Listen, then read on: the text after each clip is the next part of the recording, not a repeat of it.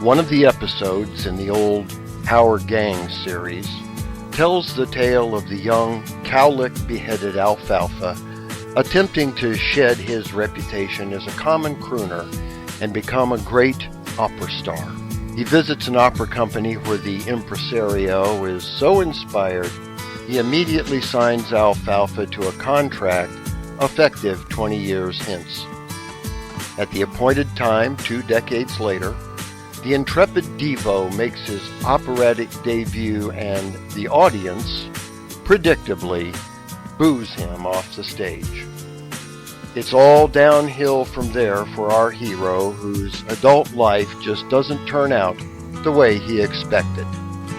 The episode ends happily as Alfalfa wakes from his dream, sees the error of his ways, and returns to his calling as a popular, albeit off-key, crooner. In many ways, the episode is a foreshadowing of the real life of the actor Carl Alfalfa Schweitzer, whose meteoric rise to fame as a child preceded a tragic adulthood. Hal Roach created the Our Gang comedies in 1921 after watching a group of kids do what kids do best. They were playing in his yard. Originally made as silent films, the series grew in popularity as Roach added sound in the 1930s.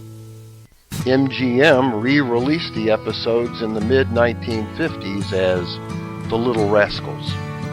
In 1935, Carl's parents took him and his older brother Harold to visit the Hal Roach Studios in Los Angeles. The purpose of the trip was nothing less than to turn Carl and Harold into child stars. And it worked. Carl and Harold parked themselves in front of the crowd at the studio's cafe and began performing. Roach saw them and signed them on the spot. Carl, Alfalfa as he was known in the series, quickly overshadowed Harold and became one of the top stars along with regulars Darla Hood and George Spanky McFarland. He was enormously popular with viewers, but just as unpopular with the child actors and filming crew. Alfalfa was a prankster and the biggest bully of the gang. During filming, he would intentionally step on other kids' feet or stick them with a nail he carried in his pocket.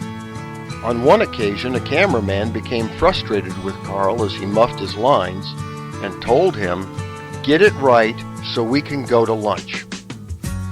After the cameraman left, Alfalfa gave each of the kids a stick of gum and collected it back from them after they were done chewing it.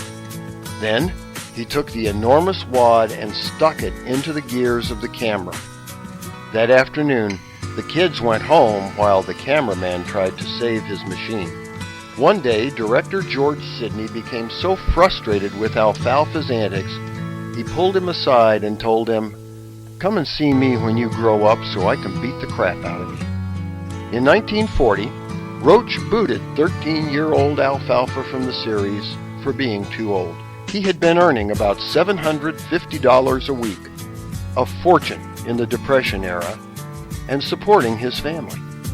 Suddenly, it all ended, and like most child stars, he did not make a successful transition into acting as an adult.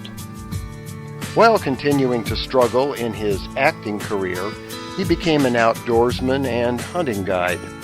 In 1958, he borrowed a hunting dog from a man named Bud Stilts. He lost the dog when it ran after a bear on a hunting trip, and he offered a reward for the dog's return. When a man brought the dog back to him, Alfalfa was so grateful he paid the reward and bought the man several drinks. Later, he decided Stilts should be responsible for the money he spent on the dog's return. On January 21, 1959, Carl went to see him and demanded $50. Stilts refused to pay. They argued and fought. Finally, Alfalfa drew a knife and went after him.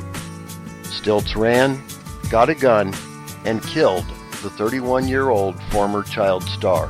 A jury subsequently acquitted Stilts of any wrongdoing.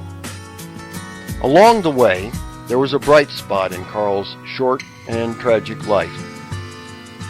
In his work as a hunting guide, he crossed paths with cowboy superstar Roy Rogers, a 33rd degree Mason and member of Hollywood Lodge 355. Roy tried to help Carl's faltering career by giving him parts in several of his shows.